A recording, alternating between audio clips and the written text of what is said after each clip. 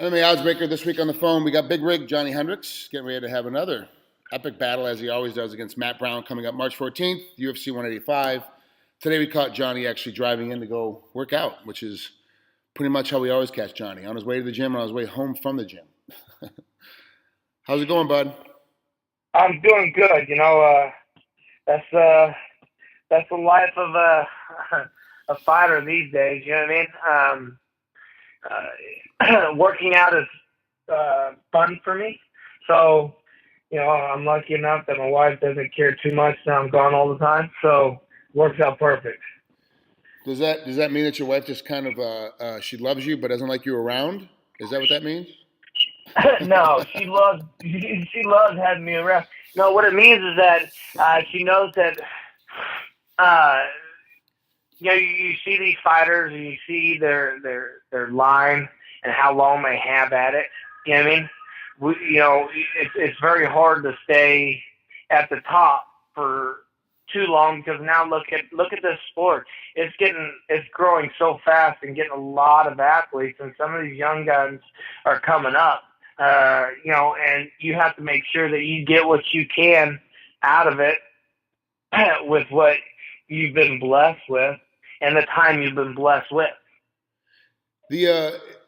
So she understands that at the end of the career that things are going to change. You'll be around more, and she's sacrificing her time with you right now so you can get it done. But do you think now, with the new drug testing policy and that the way the UFC is approaching performance-enhancing drugs, and at least on paper, do you think this is actually going to extend your life within the sport, because there's going to be less guys being able to use drugs? Yeah, I really hope it does. You know what I mean? Because you're sitting here, you're looking at some of these guys going, dang, man.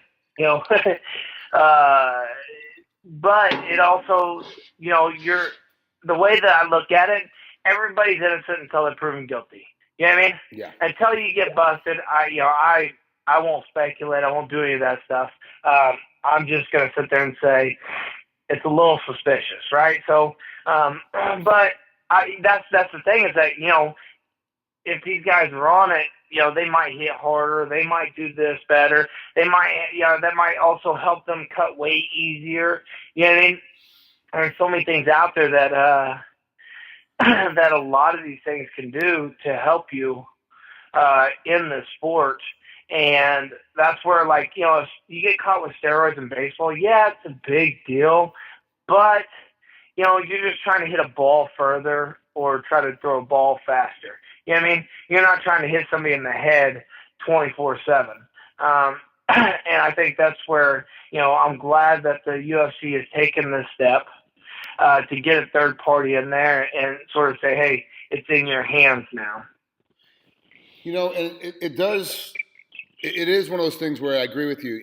Anyone's innocent until proven guilty, but with Anderson Silva failing now, and you're now looking at a legacy and a history, and no matter what anybody says, if you fail once, you've passed, you've cheated or gotten by the testing, 4 or 5 times. That's just how it works. So it's not, you don't usually use once and get caught once. That's not how it goes.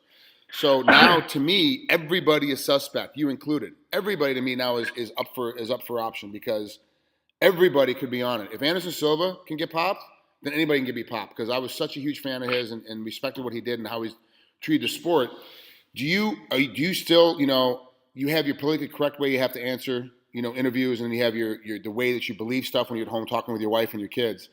Do you now go, wow, if Anderson Silva got caught, like a lot other more guys I didn't think were using could possibly be using? Do you have that kind of mindset too? Yes and no. Yes, I'm sort of excited to see, who else is using. Yeah. Because look at some of these guys, they're using designer steroids. You know what I mean? Stuff that's supposed to beat these kind of tests, and they're filling the WADA.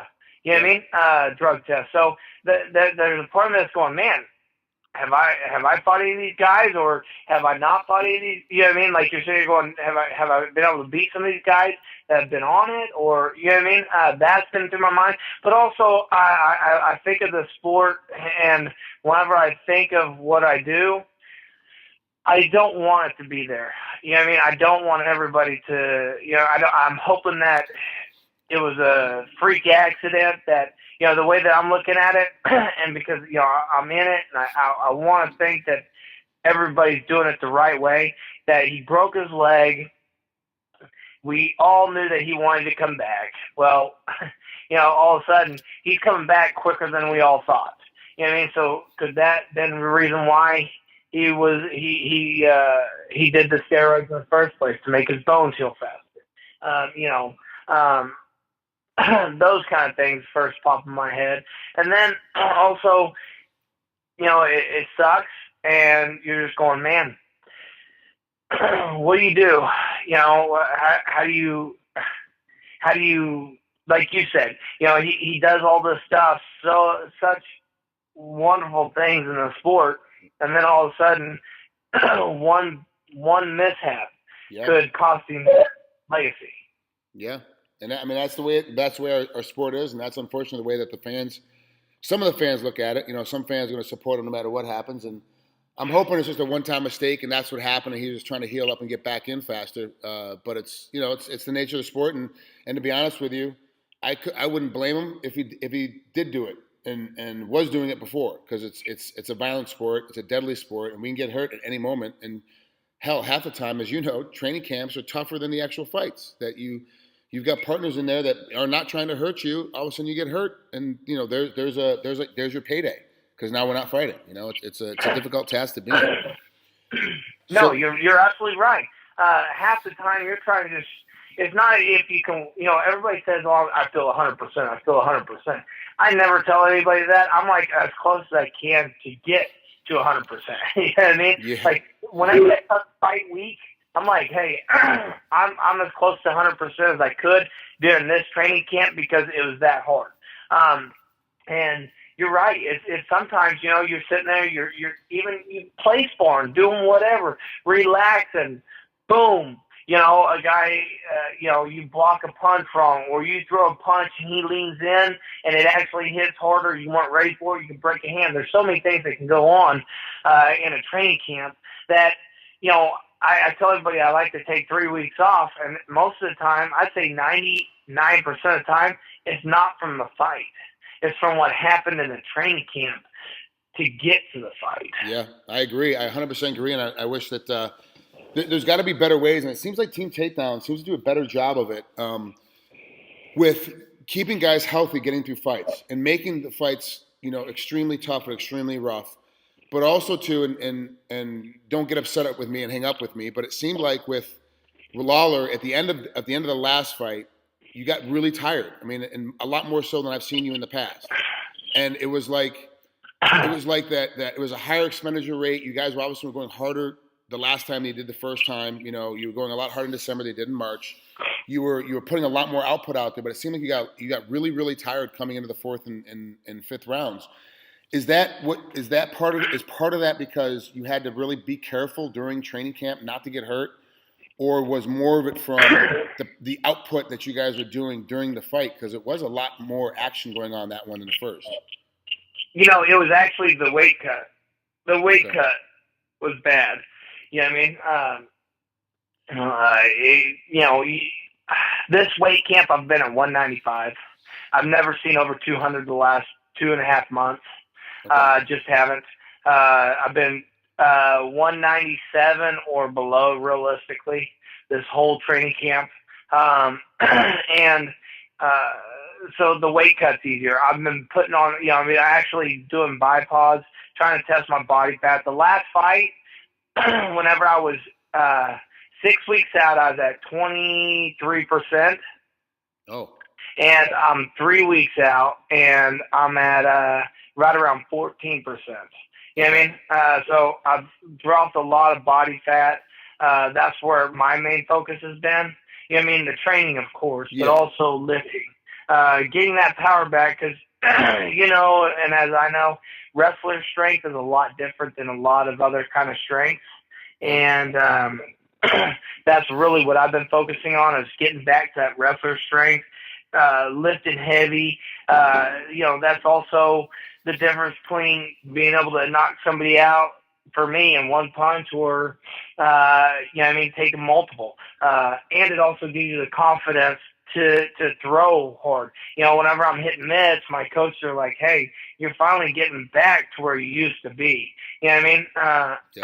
Then also the other things that play into factor is that we've been focused so much on technique, being slick, being this, being that, throwing sweet combinations.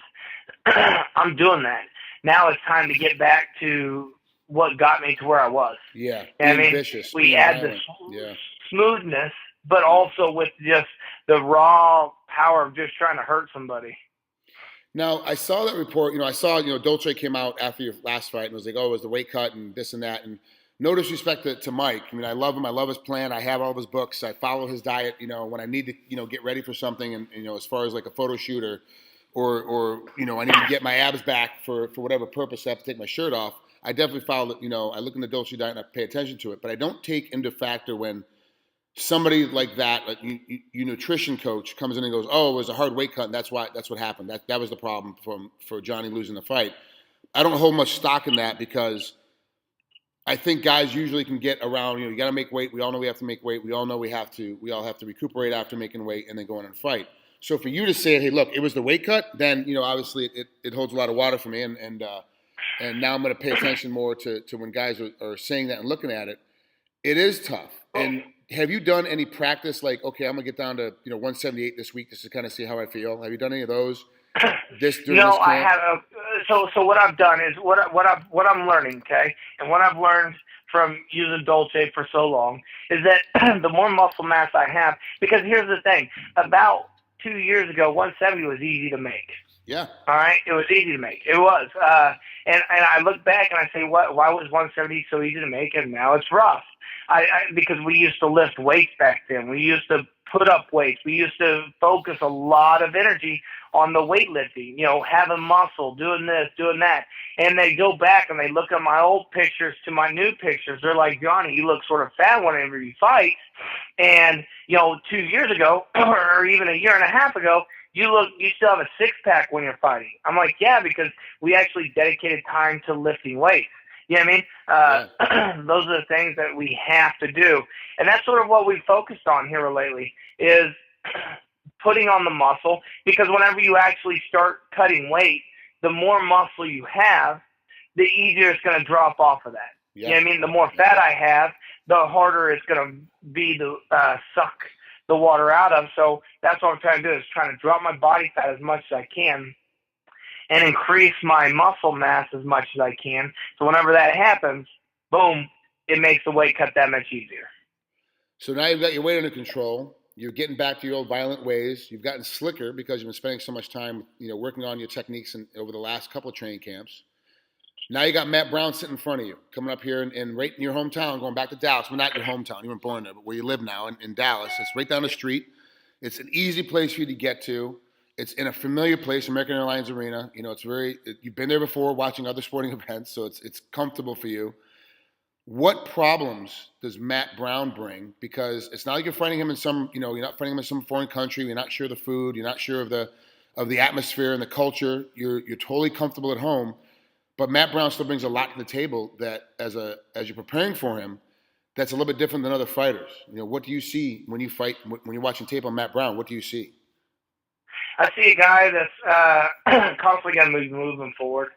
I mean, he's that type of fighter. He's going to be a guy that whenever you hit him, you got to make sure that you hit him and you got to mean it. You know what I mean? Because if you hit him, he'll walk through it and he'll throw his own things. I mean, he's going to be a guy that's constantly trying to stay active, walk you down, which that's fine for me, because whenever people do that, it's sort of easier to hit them, and it puts a little bit more power on my punches when a guy comes into you, right? So I sort of like that about him. But also, if you take him down, you really can't relax. Some guys, definitely some tall people like that, I fought another guy like that as Carlos Condit. If you're on the feet with them, you think you take them down, you think you have it made, but they're not bad. Carlos Condit is really good off his back, and so is Matt Brown. Matt Brown can be very dangerous if you allow him to be. Does that make sense? So yeah.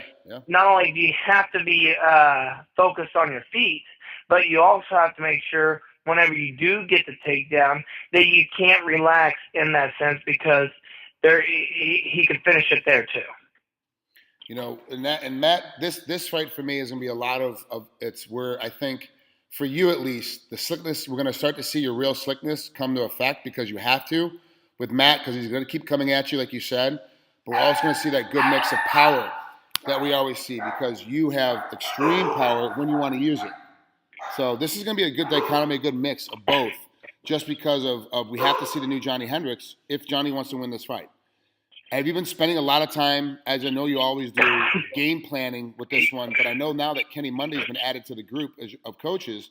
Have you been spending a lot of time with Kenny game planning for this fight as well? Yeah. We've been me and Kenny. We work out twice a week. Once a week, me and him actually work out. We wrestle together. So this week we didn't go to Stillwater for this camp, because I wanted to see give Kenny everything I could at home. Right. And also the traveling, 4.5 hours up there, 4.5 hours back, and, training with them young guns, good grief. Half the time you're just going, son of a gun, get me out of here. Yeah. And so that's always great, I love it. But I wanted to see what Kenny Monday can do and, focus on MMA wrestling. We've done that. So I've been really excited to have him added into our little mix. He's been great. And I think he's helped me out with a couple of things that I really wasn't comfortable with at first. And now I feel very comfortable with. That's Johny Hendricks getting ready to go lift weights. Johnny, we got to cut this short because I know you got to get in there and get your lift on. Thanks for taking a couple minutes with us, and I really can't wait to see this fight. This is a great fight. Coming back in to put you back up to the number one contender spot to get you in there to fight in Lawler or McDonald next, depending on how that fight breaks out. But this is a great fight for you. I think that this is going to be a lot of fun and something that the Dallas folks can definitely get behind. Yeah. Hey, thank you very much. I'm super excited about it too, and I can't wait to, after this fight, can't look past him, but that's my goal, is to get back to that belt, and move forward from there. All right, Johnny, we'll talk to you soon, bud. Appreciate you coming on. Hey, thank you. Bye-bye.